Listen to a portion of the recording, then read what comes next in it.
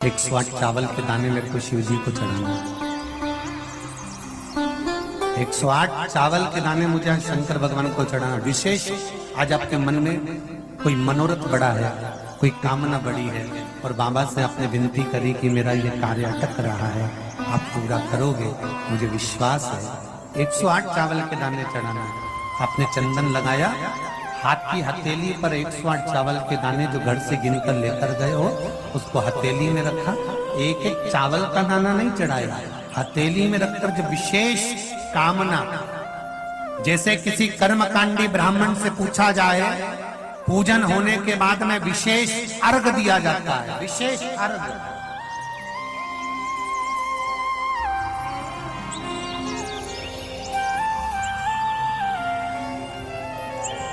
उसी तरह विशेष कामना के लिए तो दुख कटता ही नहीं है, दुख कट ही नहीं रहा।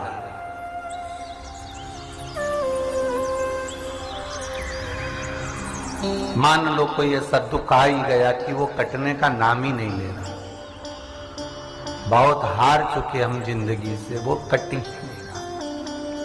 थोड़ा ठीक होता फिर दुख आता, फिर ठीक होता फिर दुख आता। तो शिव और शक्ति का स्मरण करो।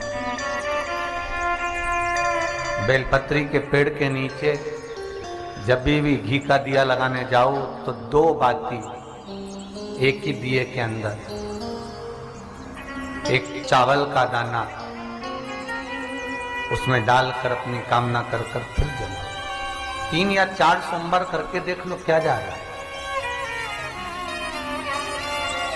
अगर मान लो कोई दुख ऐसा है कि वो कटने का नाम ही नहीं ले रहा है, कट ही नहीं रहा है, कभी कुछ तकलीफ कभी कुछ, बाबा का, शिव और सती का, शिव और पार्वती का, शिव शक्ति का, शिव अन्नपूर्णा का स्मरण कर लगाओ।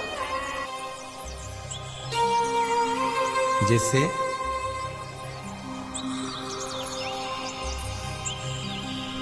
बेले के फल का गुर्दा, बेल का जो फल होता है, बेलपत्री का फल, उसका जैसे गुर्दा, उसके अंदर का जो भाग होता है बेल का, वो गुर्दा।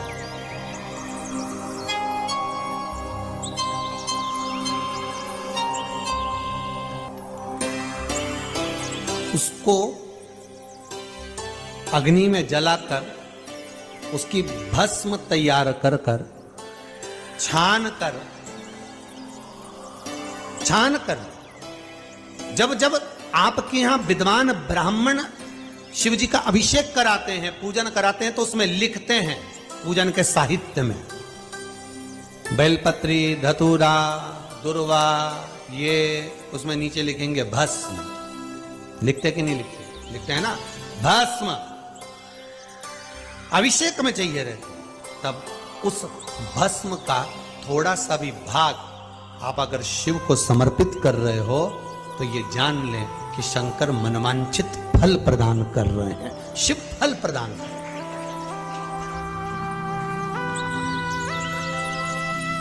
महाराज,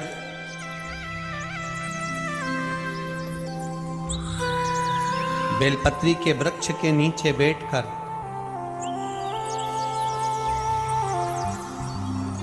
हाथ में एक बेलपत्र का पत्ता रखकर आप पंचाक्षर मंत्र नमः शिवाय, ओम नमः शिवाय या श्री शिवाय नमस्तुभ्यम या महामृत्युंजय मंत्र का स्मरण कर रहे हो, पर डंडी का भाग अपनी ओर, बेलपत्र की बीच वाली पत्ती का भाग बीच वाली उंगली की ओर रखकर अगर आप स्मरण कर रहे हैं और अपनी कामना कर बेलपत्री के वृक्ष के नीचे बैठकर उस पत्ते को सम्मुख रखकर बाबा से विनय कर एकांत में उस बेलपत्री के वृक्ष की छांव में, बेलपत्री के वृक्ष की छांव आप कामना कर उस पत्ते को शंकर भगवान के ऊपर समर्पित कर रहे हैं, तो ये जान कर रखें कि पार्वती और शिव का मिलन करवा रहे हैं और अपनी मनवांछित फल कामना पूर्ण करवा रहे हैं। क्योंकि शिव और पार्वती का जब मिलन होता है, शंकर पार्वती जब एक दूसरे के सम्मुख में होते हैं, शिव और पार्वती जब एक दूसरे के सामने अपने बच्चों के कारण एक दूसरे के सम्मुख में आते हैं, तो उनके चेहरे पर प्रसन्नता का भाव आ जाता है।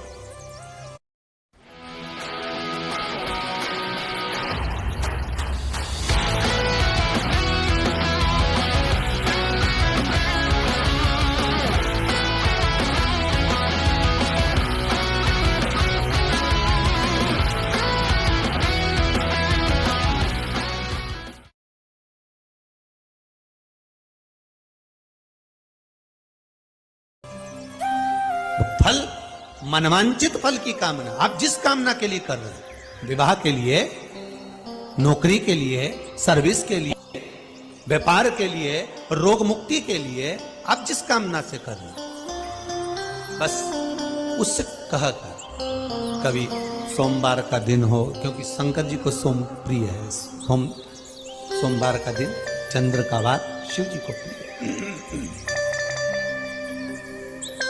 शिव जी को प्रिय है। दुकान पर 24 घंटे बैठो तो व्यापार नहीं होता, घर में लक्ष्मी नहीं टिक रही हो, पैसा नहीं आ रहा हो, तो बड़ के पेड़ के नीचे, पीपल के पत्ते के ऊपर, बड़ के पेड़ के नीचे की मिट्टी को गीला कर कर पीपल के पान पर, पीपल के पत्ते पर एक शंकर जी के शिवलिंग का निर्माण करो। क्या बनाना? शंकर भगवान का शिवलिंग। शिवलिंग बनाकर उसकी बटकेश्वर महादेव के नाम से पूजन करो। 7 बार कच्चा दही चढ़ा दीजिए। उस दही को थोड़ा सा चम्मच में उठा लीजिए।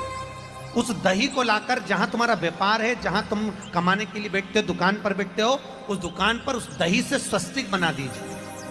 और इस पीपल के पत्ते पर जो बटकेश्वर महादेव का तुमने निर्माण करा है, इसको ले जाकर विसर्जन कर दीजिए। आपकी दुकान 3 महीने के अंदर धड़ाके से चलना प्रारंभ हो जाएगी।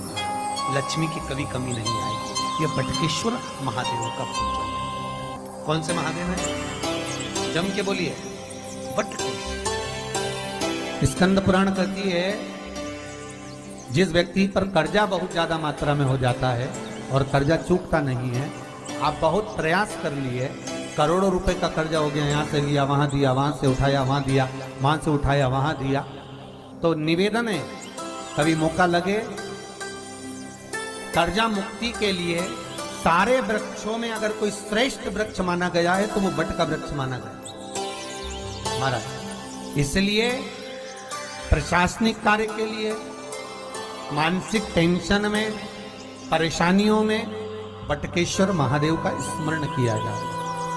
और यदि निवेदन करूंगा बहुत ज्यादा, यदि आपको कर्जा हो गया है, बहुत ज्यादा कर्जा हो गया और वो कर्जा चूक ही नहीं रहा, तो थोड़े दिन बड़ के पेड़ के नीचे आप बटकेश्वर महादेव के लिए 1 लोटा पानी, उसमें थोड़ा सा पिसा हुआ चावल पीस के गला लेना, चावल को और पीस लेना, पीस के उस पानी में मिला लेना और मिलाकर उसमें थोड़ी सी हल्दी पिसी हुई डालकर बटकेश्वर महादेव के नाम से बड़ के पेड़ के नीचे अपनी कामना कर कर जो कर्जा हुआ है उस कर्जे का भान देते हुए, स्मरण देते हुए छोड़ दीजिए।